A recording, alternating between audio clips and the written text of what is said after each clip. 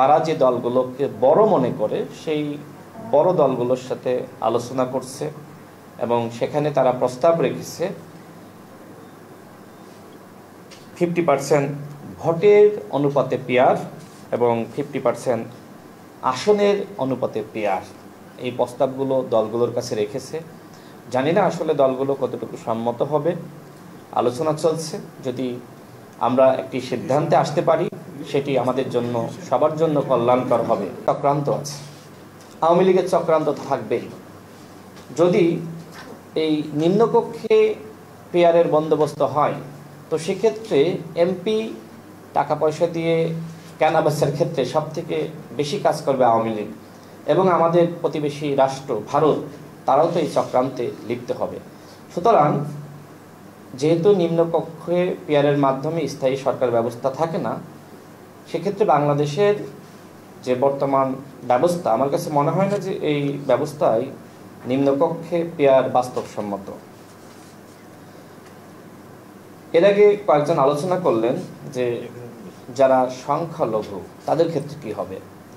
এখন না হয় বিষয়টি আসলে এরকম আলোচনায় আসছে না, কিন্তু ভবিষ্যতে হতে পারে যে ধর্মের ভিত্তিতে সংখ্যানুপাতিক নিম্নকক্ষে। যদিও এখন সন্দেহ সংশয় আছে যে আমাদের দেশের যারা সংখ্যালঘু তারা যদি সিদ্ধান্ত নেয় যে তারা একটি দল গঠন করবে, যেমন আমাদের দেশের যারা মুসলমান তাদের অনেকের ইসলামিক দল আছে, ঠিক হিন্দুরা যদি এই ধরনের একটি সিদ্ধান্ত নেয়, নিতেই পারে। যেহেতু ইসলামিক দল আছে সুতরাং হিন্দুদের দল থাকতেই পারে। তো সেক্ষেত্রে একটা সময় বাংলাদেশ এই সংখ্যানুপাতিকের কারণে ধর্মীয় বিভাজন সৃষ্টি হবে এবং যারা ইসলামিক দল করে তারা একটা সময় বলা শুরু করবে যে আমরা শুধুমাত্র মুসলমানদের প্রতিনিধিত্ব করি। এই সংকটগুলো আমার কাছে মনে হয় যে আলোচনায় আসা দরকার। এবং বাংলাদেশের আরেকটি গভীর সংকট হলো আমাদের পাহাড়কে নিয়ে সবসময় ভারত এক ধরনের চক্রান্ত করেছে এবং পাহাড়কে আমাদের থেকে আলাদা করা এই চক্রান্ত আছে। তো যারা পাহাড়ে বিভিন্ন সম্প্রদায় রয়েছে তারা যদি মনে করে যে আমরা এই অঞ্চলের নেতৃত্ব দিব এবং আমরা একটি দল গঠন করব, সেক্ষেত্রে পাহাড়কে নিয়ে ভারতের আরেকটি চক্রান্ত শুরু হবে এই নিম্নকক্ষে পেয়ারের মাধ্যমে। আওয়ামী লীগের যেহেতু পতন হয়েছে, কিন্তু আওয়ামী লীগের ভোটার আছে, আওয়ামী লীগের কর্মী আছে এবং বাংলাদেশের কয়েকটি অঞ্চল আওয়ামী অধ্যুষিত, যেমন গোপালগঞ্জ, ফরিদপুর, শরীয়তপুর, মাদারীপুর। এই ভোটগুলো আসলে কোথায় যাবে বা এই অঞ্চলে যারা রাজনীতি করে তারা কি করবে, আওয়ামী লীগের যারা রাজনীতি করত বা সারা দেশে যারা আওয়ামী লীগের কর্মীরা তারা কি করবে। অর্থাৎ এই নিম্নকক্ষে পেয়ারের মাধ্যমে আওয়ামী লীগের পুনর্বাসনের একটি জায়গা তৈরি হবে। তারা সিদ্ধান্ত নিয়ে যে কোনো একটি দলকে ভোট দিতেই পারে, খুব স্বাভাবিক। তো এই বিষয়গুলো আমাদের হিসেবে আনা দরকার।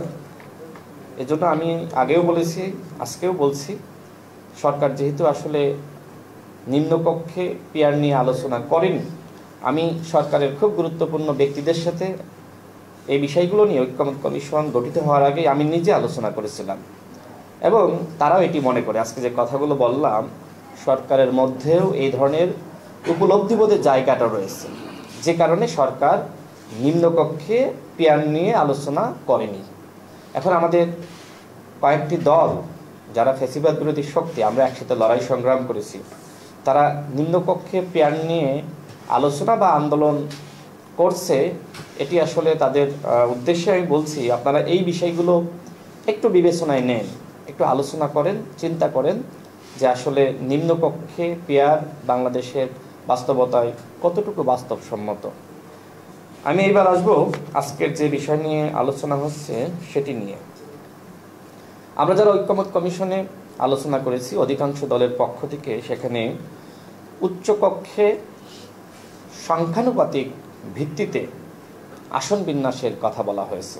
অর্থাৎ আমরা দলগুলো যে পরিমাণ ভোট পাব সেই ভোটের অনুপাতে সংখ্যানুপাতিক ভিত্তিতে উচ্চকক্ষ গঠন করা অধিকাংশ দলের পক্ষ থেকে প্রস্তাব আছে। বাট আরও কয়েকটি দল তারা আবার যেটি বলেছে যে এটি নয়, সেখানে নোট অফ ডিসেন্ট আছে। তারা বলছে যে আসনের ভিত্তিতে সংখ্যানুপাতিক, অর্থাৎ আসন ভিত্তিক পিয়ার। তো পিয়ারের আলোচনা আছে, মানে উচ্চকক্ষ গঠিত হবে পিয়ারের মাধ্যমে, বাট এক্ষেত্রে মত পার্থক্য আছে। অন্তর্বর্তীকালীন সরকার বা জাতীয় ঐক্যমত কমিশন এই মত পার্থক্য দূর করার জন্য কাজ করছে। আগামী 15 তারিখ তারা জুলাই জাতীয় সনদে স্বাক্ষর গ্রহণ এবং একই সাথে জুলাই ঘোষণাপত্র নিয়ে যে ধরনের অনুষ্ঠান করলো, একই ধরনের অনুষ্ঠানের মাধ্যমে জুলাই জাতীয় সনদ আমাদের সামনে উত্থাপন করতে চাই। আমি যতটুকু তথ্য পেলাম সরকারের পক্ষ থেকে বা জাতীয় ঐক্যমত কমিশনের পক্ষ থেকে, তারা যে দলগুলোকে বড় মনে করে সেই বড় দলগুলোর সাথে আলোচনা করছে এবং সেখানে তারা প্রস্তাব রেখেছে 50% ভোটের অনুপাতে পেয়ার এবং 50% আসনের অনুপাতে পেয়ার। এই প্রস্তাবগুলো দলগুলোর কাছে রেখেছে। জানি না আসলে দলগুলো কতটুকু সম্মত হবে, আলোচনা চলছে। যদি আমরা একটি সিদ্ধান্তে আসতে পারি সেটি আমাদের জন্য, সবার জন্য কল্যাণকর হবে। আমি সর্বশেষ বলি, যেহেতু আগামী ফেব্রুয়ারি মাসে নির্বাচন এবং নির্বাচন কমিশনের পক্ষ থেকে রোডম্যাপ ঘোষণা করা হয়েছে, অন্তর্বর্তীকালীন সরকারের মাননীয় প্রধান উপদেষ্টা তিনিও জাতির সামনে নির্বাচনের স্পষ্ট রোডম্যাপ ঘোষণা করেছেন। তার মানে ফেব্রুয়ারি মাসে অবশ্যই নির্বাচন হতে হবে, এর বিকল্প কিছু নাই।